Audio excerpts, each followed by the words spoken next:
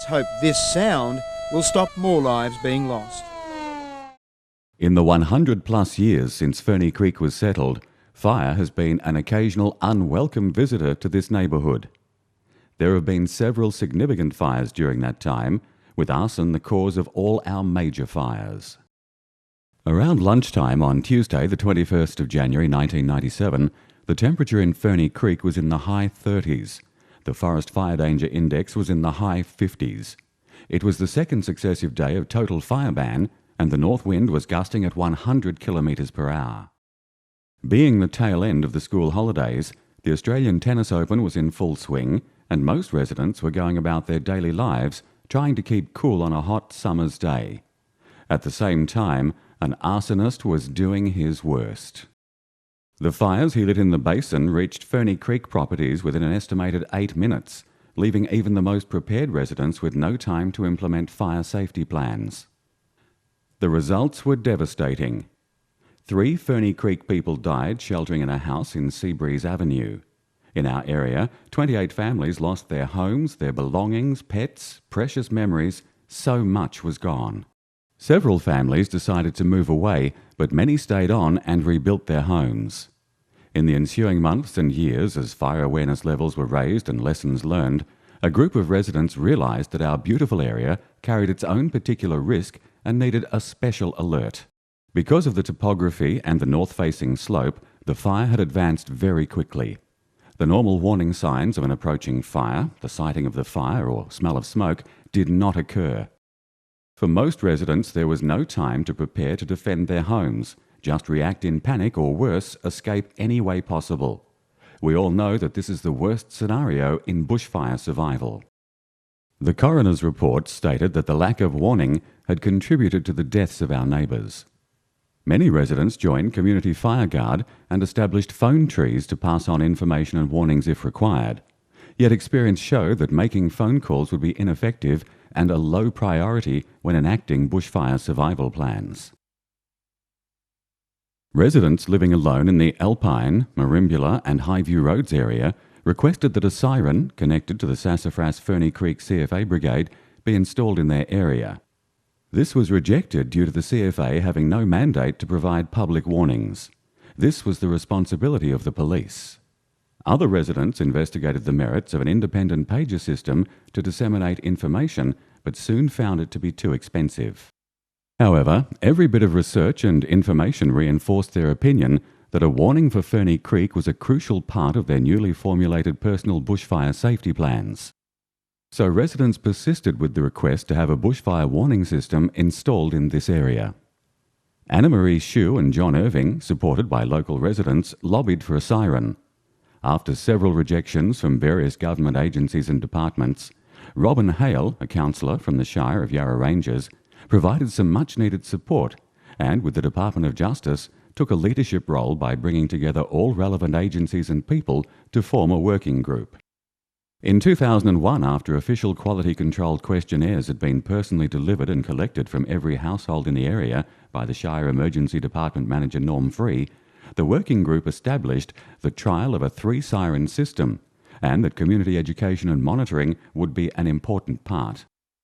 The Royal Commission's interim report into the 2009 Black Saturday bushfires, released on the 18th of August 2009, gave some favourable comments about Ferny Creek's bushfire alert system as an example that provides robust evidence that a siren can be part of a successful program for bushfire preparedness.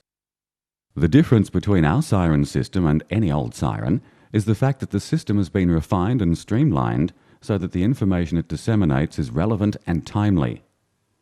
It's the locally relevant ongoing education provided by the Ferny Creek Bushfire Alert Committee that makes all the difference and makes our alert system world's best practice for early warning. Education is everything when addressing bushfire risk. Without it, the siren might sound, but people who don't know how to respond appropriately will always make poor decisions. Knowing what to do when you hear the siren is the only way to remain safe in Ferny Creek. At Ferny Creek in the Dandenong Ranges, a fire 4 years ago razed houses and claimed 3 lives. The coroner found the lack of early warning contributed to the tragedy, so residents lobbied the state government to trial 3 community fire sirens. The CFA has been worried that it will be a signal for people to evacuate, but the Shire has made it quite clear that it's only a signal to seek further information. Basically, if the CFA knows about a fire, the residents need to know about it too. Residents of the Dandenongs were reminded of a deadly fire threat. And with summer just days away, homeowners are being urged to prepare for the worst. Today's hot, windy weather stirred memories of other dangerous summer days. As the mercury rose, the Shire of Yarra Ranges launched its fire-safe message. The awareness campaign calls on mountain residents to identify and reduce fire risks and decide whether to evacuate or stay and defend their homes. In an Australian first, an early warning siren system will be trialled in Ferny Creek, where 3 people died in the 1997 disaster. Fire can climb the western face of the Dandenongs, we think anywhere between 8 and 15 minutes if it starts in the right location. So for the people of Ferny Creek, it's terrific. For many people, the first thing they knew of the fires that day was when their backyards were on fire. And so with the new alert system that's being put in place, hopefully that will never happen again. The alert system is expected to be operating by Christmas. This fire season, Carl Crumtunger isn't taking any chances. When bushfires ravaged Ferny Creek, razing homes and taking 3 lives in 1997, his family was dangerously underprepared. If the wind had changed direction, their house would have been destroyed. We're pretty sure we would have lost our house, and certainly we wouldn't have got many possessions out of it. The siren is another piece in the jigsaw puzzle of fire preparation. It just means that we can put those survival plans into action should the need arise. Back in 1997, residents had no warning about flames that would destroy their homes. It's taken 2 years of resident campaigning to implement the recommendation from the State Coroner's findings of 1997. 44 homes were lost, 39 of them in Ferny Creek. The siren is not a signal to evacuate, but to activate the final stages of residents' own emergency plans. Residents of the Dandenongs will now receive a potentially life-saving warning when a bushfire is threatening their homes. It's hoped an early alert system, the first of its type in Australia, can prevent a repeat of the fatal 1997 blaze. More from Wayne Dyer. It was a hot morning in Ferny Creek as locals welcomed a system they've been striving to implement since a similar summer's day 4 years ago turned their world upside down. 3 people died and 39 homes were destroyed in one of the worst bushfires to ravage an area considered one of the 3 most volatile on Earth. It's hoped this sound will stop more lives being lost. Sirens will alert residents a fire is on its way, giving them time to evacuate or prepare to stay. Time that may have saved 3 lives. That 10 minutes warning might have made the difference for them, and I'm sure it will make a difference for a lot of other people up here. John Irving's house survived the inferno 4 years ago. Rob and Anna Marie Shue weren't so lucky. They're still rebuilding their lives. We're not just fire victims anymore, we've really done something very proactive. With 35 major fires here since the 1850s, local residents refer to this area as the Devil's Chimney. Not only will they be on the alert for the early warning siren, but fire-prone regions around the world are expected to monitor its success. At Ferny Creek, where the devastating 1997 bushfires claimed 3 lives, locals are prepared for the worst. Today they unveiled an Australian first, an early warning siren. It will provide residents with a crucial early alert. Many of those trapped in 1997 didn't know it was upon them until it was burning through their backyard. Create a positive out of a terrible negative, then we remain victims forever. Coroner Graham Johnston recommended such a system after an inquest he admits was far from easy. People going about their business, living their lives, and suddenly taken away in fire when it was avoidable. It's very rewarding to see a community working together in relation to safety. It's what basically the coroner's process ought to be about. Tragic loss of 3 lives in 97 and what has come out of it is this siren, and we hope that we will never see loss of life in this area again. The Ferny Creek Bushfire Alert System is your warning to seek further information. The siren system consists of 3 independent sirens strategically located on the north-facing zone of Ferny Creek. It was installed in response to the fires which ravaged the area in January of 1997. The system is only switched on during the declared fire danger period or on a day of total fire ban that's declared outside the fire danger period. Each siren has its own pole, its own control panel and its own battery. They're a duplication of each other. The battery is continuously charged from the mains power supply and will allow the siren system to run for a few days in the event of a power failure. The locations on Mount Erin Road, halfway down Seabreeze Avenue and up Highview Road were chosen to provide maximum broadcast coverage by the siren for the area. If you're new in the area, or if you're unfamiliar with the setup, next time you're enjoying a walk through these streets, why not take a look at your alert siren? Each siren system contains a receiver, an essential element known as an off-air decoder, which is always listening to every message sent to the fire brigades. The decoder is similar to a pager, except it's programmed to only respond when it hears a specific message. The specific message it's listening for is made up of two elements. The first is a fire code, the second is a geographical activation area code. The system is programmed to respond to 3 fire codes. The first is a grass and scrub fire. This may be a fire on the nature strip, in parks or in the forest. The next is a non-structure fire, such as a car or rubbish bin fire. And the third is a structure fire, such as a house or garage fire, including any reports of smoke coming from a structure. The activation areas for the Ferny Creek Bushfire Alert System include some of the response areas for the Sassafras, Ferny Creek, the Basin, Upper Ferntree Gully and Ferntree Gully Fire Brigades. A map of the activation areas can be accessed from the Ferny Creek Bushfire Alert System website, www.fernycreekalert.org.au. A good idea is to print your own copy and to have it with you during the fire season. Remember, the system's sirens will only sound when these criteria are met, when the relevant fire code is in our specific area.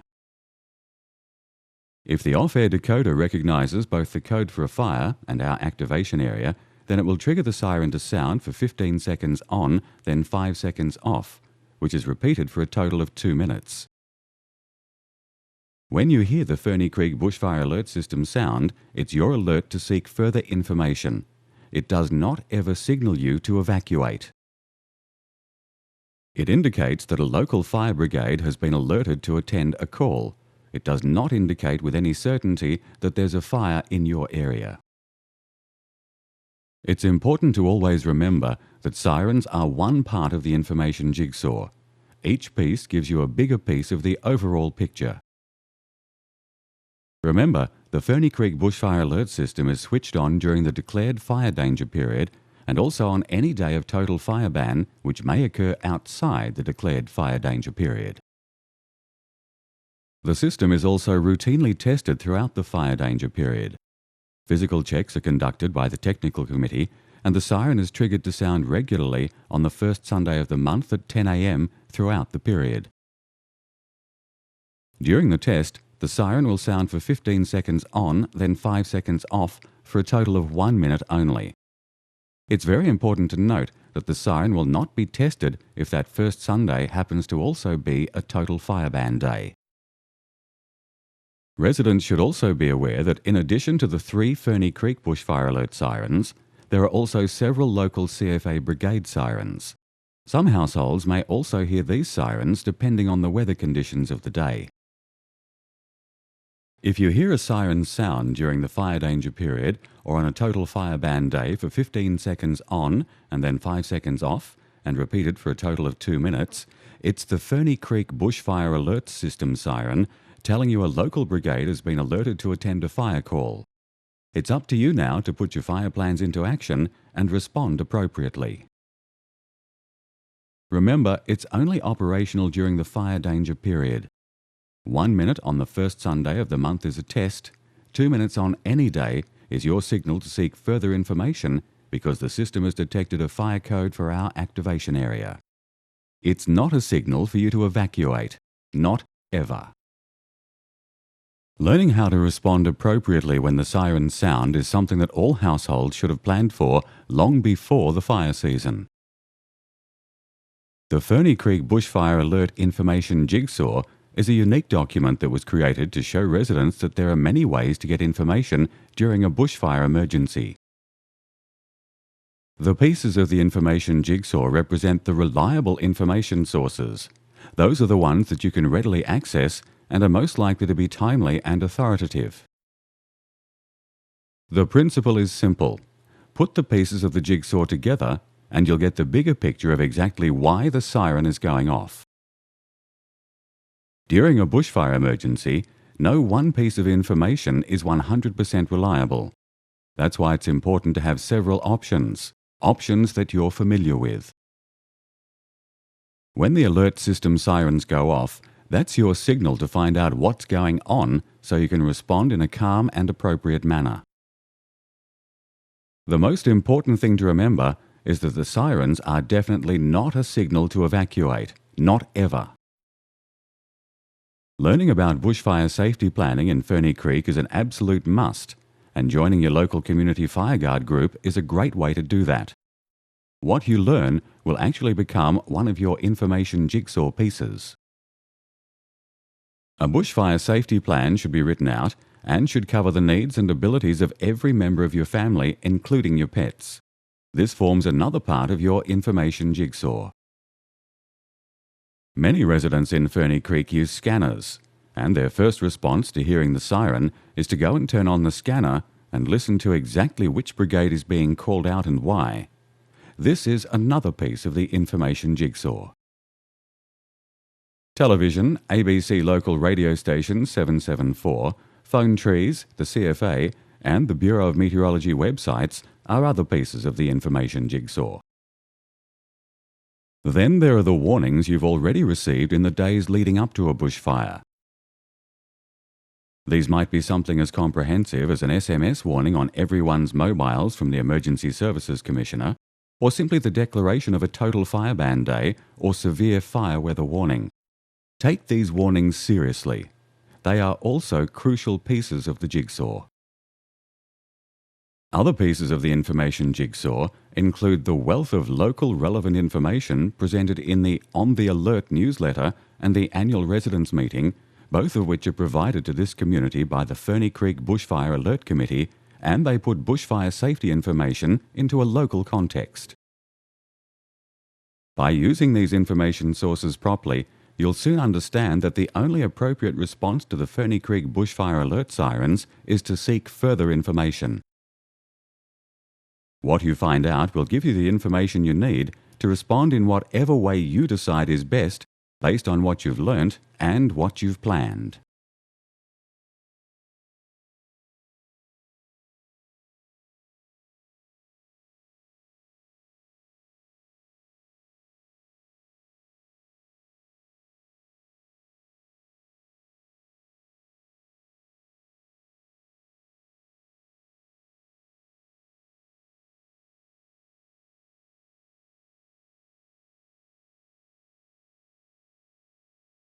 We all live here, and we all live here because we want to. And we all understand that there is a risk factor in living in this environment. The direction you're going now, and it's near the shopping centre. There's two, one to the south of the highway, one to the north of the highway.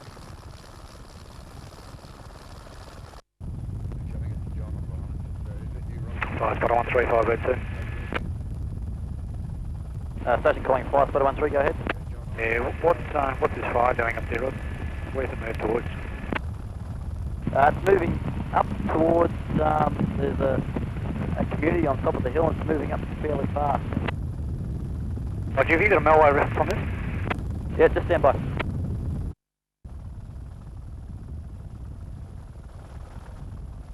Hello, Victor, go ahead. Yeah, mate, this restricted area is now blown out to 10 nautical miles. Can I have clearance to come in? Can you, sorry, what was the last bit? The restricted area has been blown out to 10 nautical miles.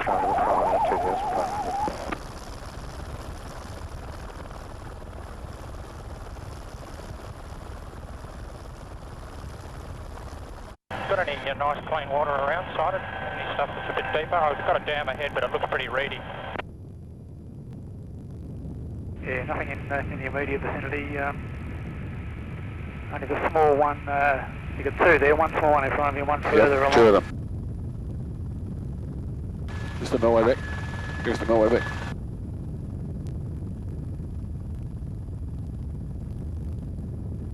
Just one.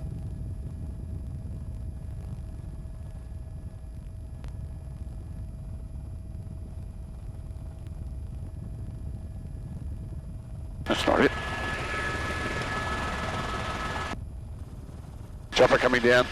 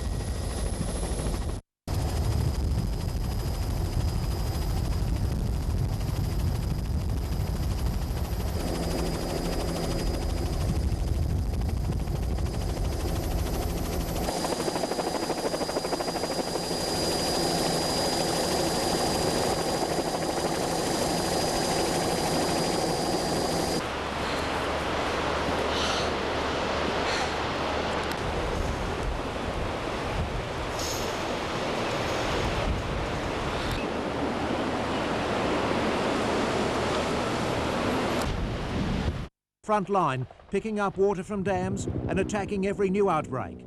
But within hours, at least 20 houses had been destroyed. Every available fire unit was now being brought in. 600 firefighters and 135 tankers were in action. Firefighters' worst fears were coming true. The fire's broken out above where the police are on One Tree Hill Road. I'd advise them to get out now. Fierce winds are now pushing the flames to One Tree Hill Road. This now is the battle line.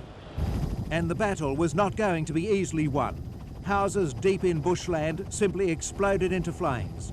The urgent task was to evacuate residents. Police ran from house to house, telling people to pack up and go. Is there anyone home there? No. We've been warning now for 6 or 8 weeks that this was inevitable. The price of a long, hot summer. for the third consecutive day, Victorians are baking in temperatures in excess of 40 degrees. Teams of firefighters have been working round the clock to contain more than 100 separate outbreaks on the fringes of Melbourne. Authorities warn it's just the beginning of things to come. How do you rate that fire? That looks serious. That's probably the worst case scenario that we can have on a day like this, at this time of the year. I guess it's our nightmare, and it's happening right now. Trevor Roach is the Chief Fire Officer from the Country Fire Authority. I mean, you look at that fire, it looks bad from here, but believe me, the people that are out there are confronting a battlefield that only happens once in a lifetime.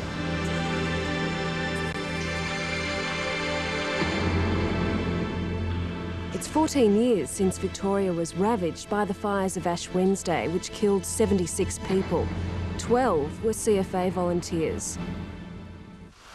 While conditions over the last 48 hours have been comparable, authorities are determined the tragedy of Ash Wednesday won't be repeated. Oh, look, our firefighters are quite clear on what they have to do. They won't be going into to places where it's unsafe. Morning, barely 12 hours later, firefighters' worst fears were realised.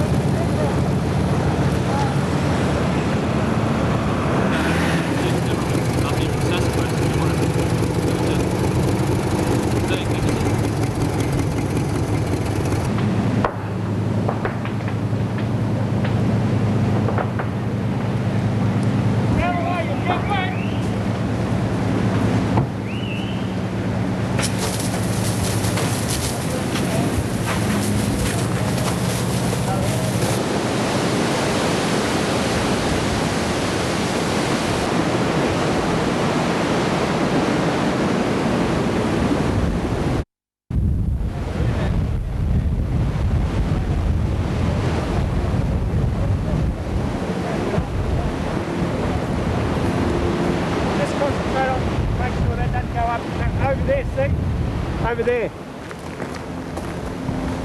Just going through the garden.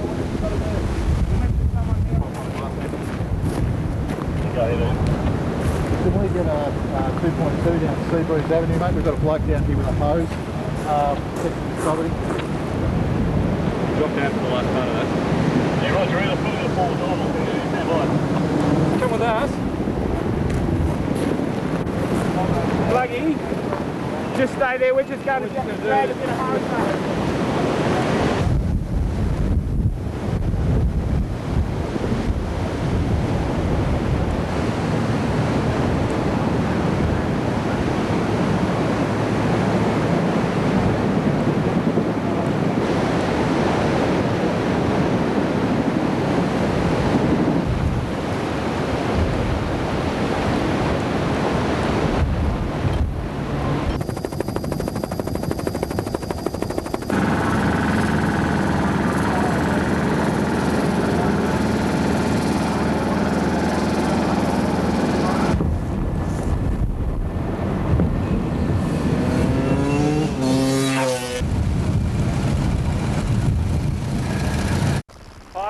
Operate.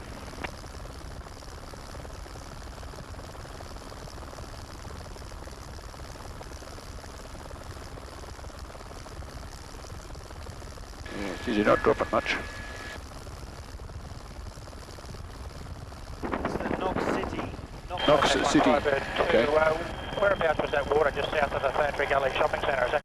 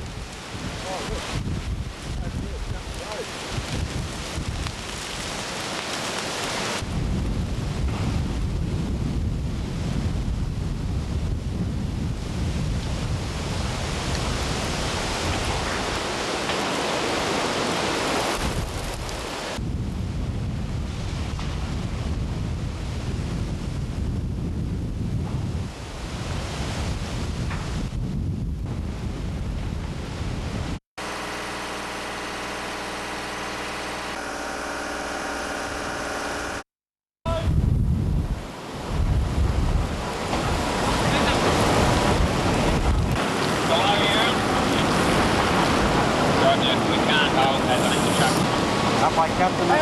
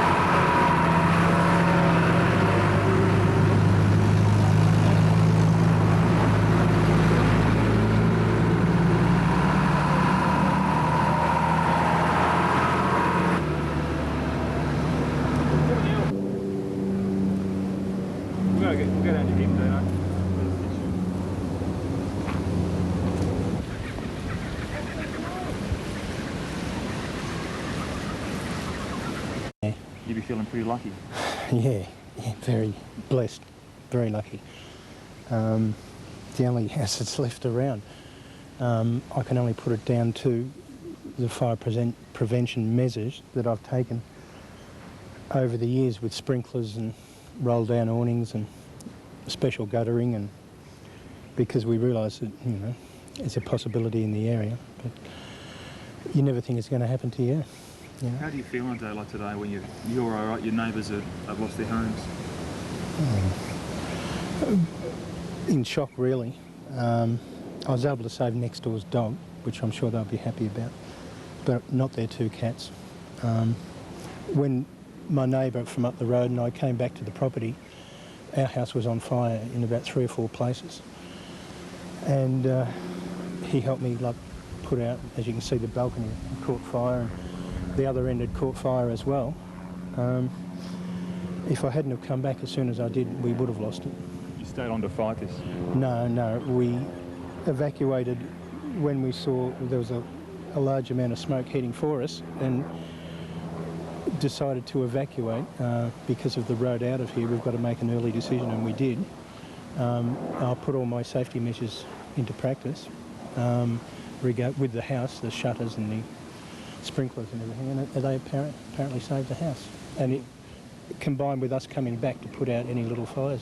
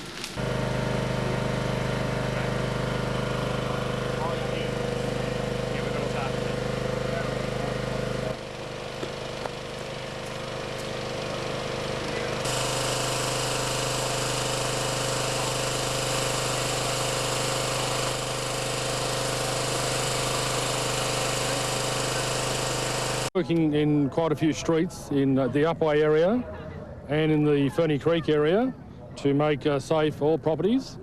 We've got reports in at this stage. We've lost approximately 32 homes in the Sassafras Ferny Creek area. I'm waiting for numbers to come in from Upway at this stage, but I believe there is quite an extensive loss in the Upway area. You got a rough figure? Not at this present stage. And we've had it confirmed. We've got 2 losses in Kalorama and possibly 3 in that area. To this stage, we've had 1 firefighter injured, taken to hospital. That's all that we've had advised to our operations centre here presently. What about citizens? Any reports of people missing? Or... Not at this stage, no. The residents have been evacuated to the appropriate points, and they'll be held there until... ...is destroyed as the summer blast lashes Melbourne. Good evening. Victorian firefighters are praying for rain tonight after another day of searing heat and baking winds that set the Dandenongs alight and started half a dozen serious blazes elsewhere in the state. The fires in the Dandenongs, evoking horrifying memories of Ash Wednesday, have destroyed at least 20 houses, but no lives have been lost. People evacuated from the areas at greatest risk are now waiting to go back to their homes. Tom Wallen begins our coverage. Mid-morning and massive columns of smoke rising from spots in the Dandenongs and clearly visible from the city signalled a day of disaster. Ferocious north winds and baking heat combined to turn small outbreaks into infernos. Hundreds of firefighters were rushed in from the metropolitan area and as far afield as Geelong. As one outbreak was contained, another flared up. Soon they're in their dozens, sweeping across the top of the Dandenongs. Houses at Sassafras, Kalorama and Ferny Creek all came under threat, and by early afternoon, firefighters' worst fears were coming true. There are fires broken out above where the police are at One Tree Hill. Lit in about an hour, the furthest apart less than 8 kilometres. The first was lit at about 11 o'clock in the grass off Fussell Road, Kilsyth South. The second fire started soon afterwards near Helen Road at the Mount Dandenong Tourist Road. Less than a kilometre away, a third arson strike along Trig Track in the Dandenong Ranges National Park. The disastrous and fatal Ferny Creek blaze started 3 kilometres northwest of Ferny Creek. Then a few minutes later, another fire deliberately lit at nearby Woolbundry Avenue. It was along this narrow fire access track to Brook Avenue at the Basin that police believe the arsonist lit the 4th fire just before midday on Tuesday. From here it raced up the mountain, engulfing Seabreeze Avenue and its residents, claiming 3 lives. In the middle of the burnt-out forest, crime tape marks the spot where the arsonist started another of the fires. In Seabreeze Avenue, close friends of the victims placed flowers around the house where they perished. Next door, at the home of 50-year-old Genevieve Erin, 3 women sifted through the ashes looking for any mementos of their friend. Tributes flowed for the young couple from friends and neighbours. And at the peak, you know, we had a vast quantity of resources on the ground, and we were stretched to the limits. At that point, we had some 120 to 130 appliances in the fireground, all working with... For some, this was their second loss. In 1962, fire crews were on these slopes battling the same high winds and explosive fire front. One of the houses, 3 up, survived, 62, whatever it was, didn't survive this. A brick house has been burnt to the ground and a weatherboard next door is still standing. And it does take a disaster for people, and I saw that in after the 83 fires too. It takes a disaster for people to take a good look at themselves and just what they have.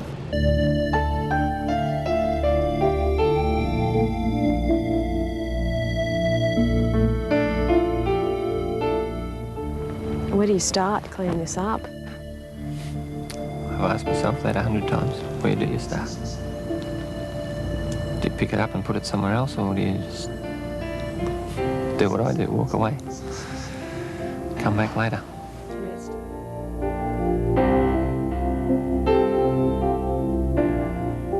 For many of the residents of Ferny Creek and the Dandenongs, this morning was a haze of confusion, devastation and emotion. You look around as to what's left and it's just waste. Waste. For many residents, the heartbreak of returning to their burned-out homes. They salvaged what they could, but despite the devastation, vowed to rebuild. The heartbreaking chore today for Jody Wallace, wrecking the unstable remains of the home he'd spent years building. Must be fairly shattering to see it go up in smoke. It is, yeah. But, you know, I just think that, you know, we'll find something good out of this. Equally devastated, son Ben, as he picked through the rubble today, looking for something, anything. I just wanted to find some stuff that we could, like, keep in memories. Like, because all photos and just anything we could have taken, they just came up too quickly. The Wallace family were in one of the worst hit pockets of the Dandenong Ranges. Many homes along Alpine Road and Ferny Creek were destroyed. Neighbours Anna-Marie Shue and children Zoe and Darcy also had the soul-destroying task of picking through the ash and twisted, tortured remains. But through an inexplicable premonition by Anna-Marie, they had saved some things. The night before, I had a really bad feeling about this day, and I got all our photos and precious things and even a couple of pictures off the wall and put them in boxes and put them in my car and took them to work with me.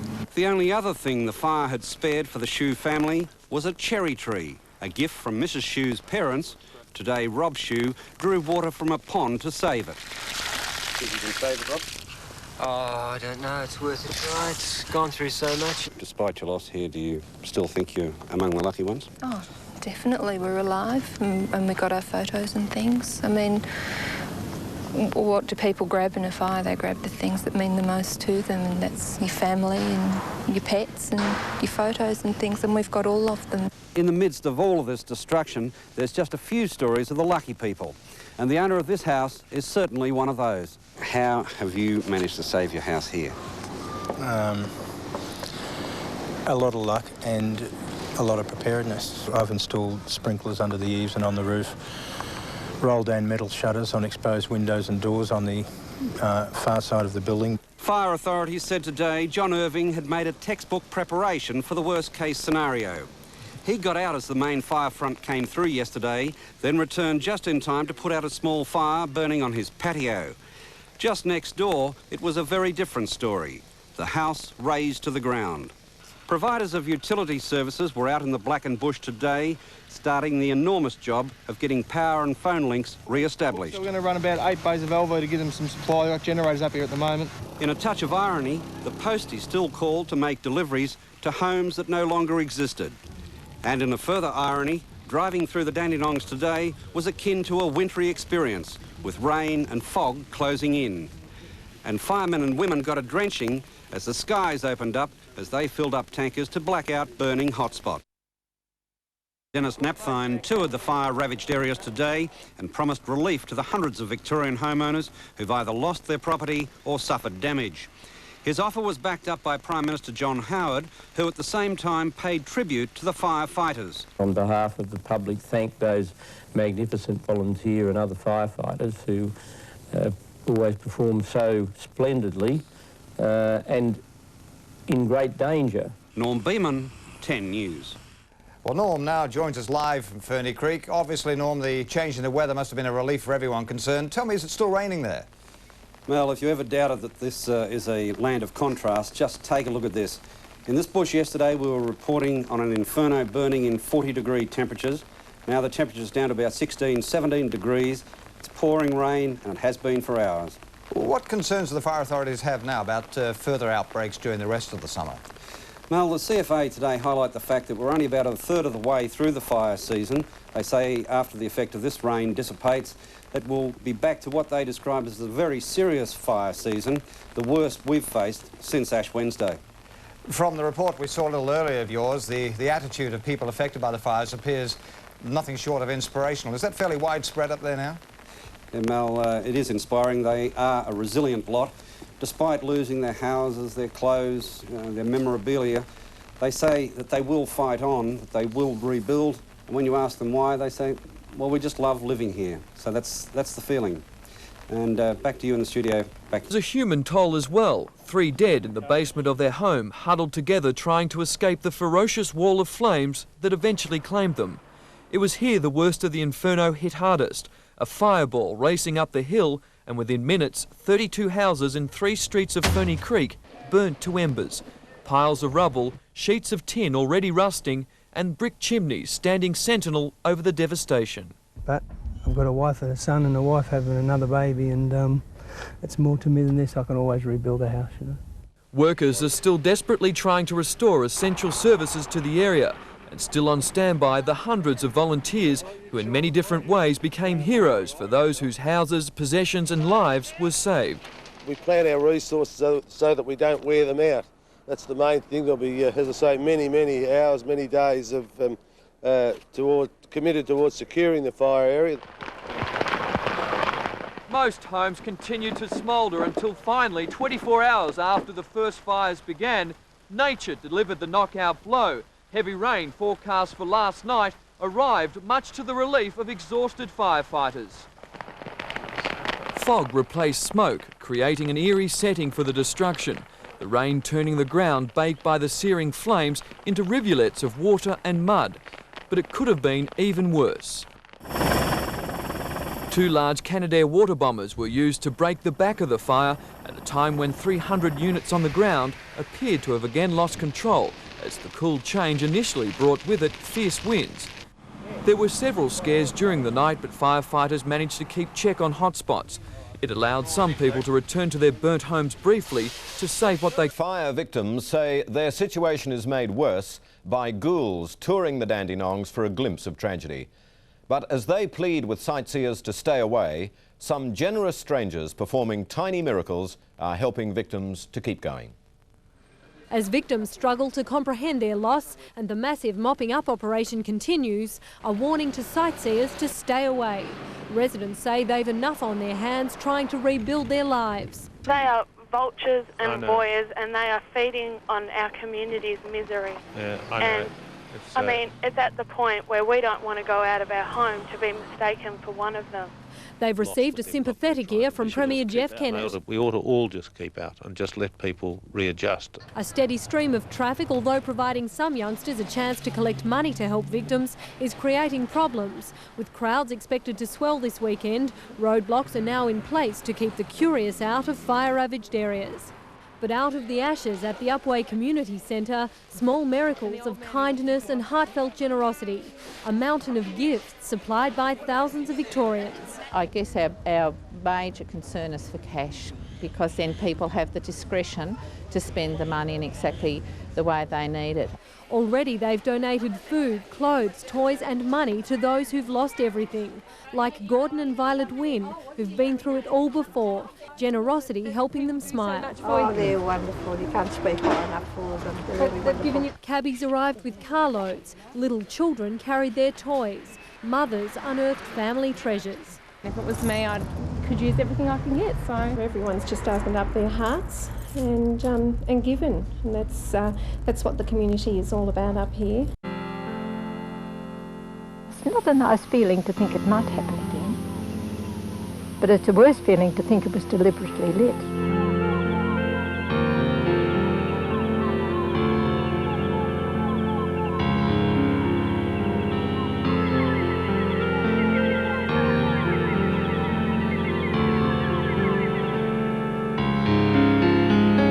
Softly through the bracken in the gully, be still and always listening for the song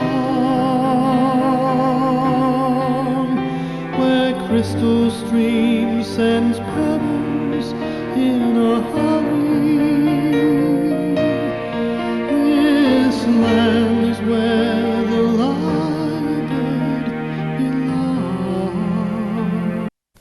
The Coroner has declared there's no safe haven in the average house during a severe bushfire, questioning CFA advice for residents to stay and defend their homes.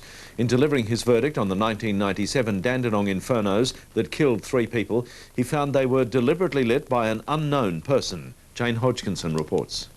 There were 511 bushfires in the state over the 2 hot January days. The most devastating was in the Dandenongs. Jennifer and Graham Lindroth and their neighbour Genevieve Erin perished in Seabreeze Avenue. The coroner found they had no warning. The speed of the fire made it impossible. It was just plain awful bad luck. It went wrong and they didn't really have any opportunity to get away. They mistakenly believed they were safe, but the coroner found that there is no safe haven in the average home. He called for an independent review of the CFA advice to stay and defend, but the authority stands firm. Absolutely. I mean, our policy is quite clear. People where they have the capacity to be able to do that and where they believe that they have a safe haven should stay and defend. Just leave. There's no point in being there if there's any risk whatsoever. The coroner recommended individual fire assessment for homes. The Firefighters Union says communication was a schmozzle that impacted on the Linton bushfire. We're concerned that the inadequacy of communications was a factor that contributed to the 5 deaths at Linton. The coroner said that if all the agencies learn the lessons of this fire, then he is quite convinced that the number of deaths, injuries and damage to property may well be reduced. The firebug is yet to be caught. Jane Hodgkinson. Mr Lindroth's recommendation that homeowners have their properties professionally assessed for bushfire risk. There needs to be absolute certainty that you have somewhere to go to, somewhere safe to shelter. A $50,000 reward is still on offer for the arsonist believed to have started the fires.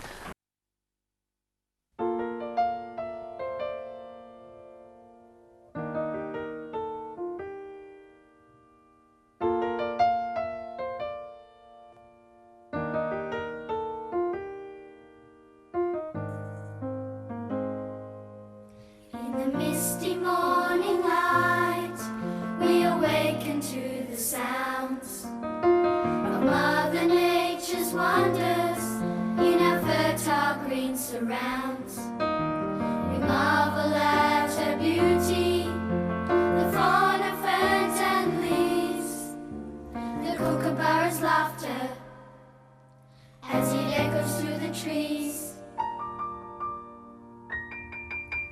We chose to build our homes here, far from city pace. Our neighbours are our family, each one a smiling.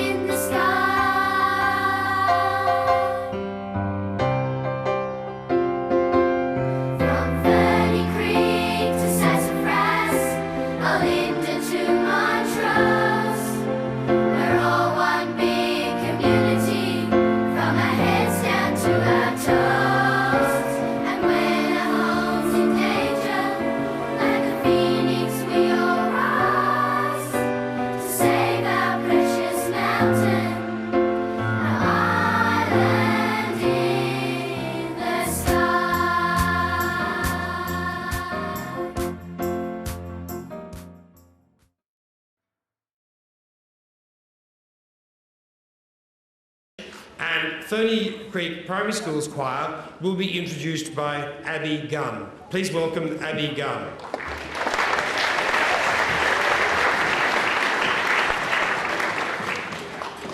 The school choir consists of 53 students from grade 2 to grade 6. We rehearse on Fridays between 11:30 to 12:30 during school time.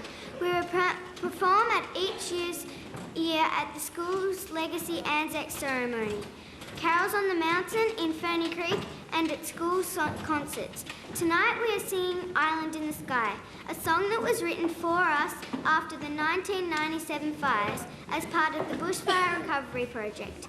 Composers came to our school, listened to our experiences and wrote this song for us. In the middle of the song there is an instrumental section which depicts the fire.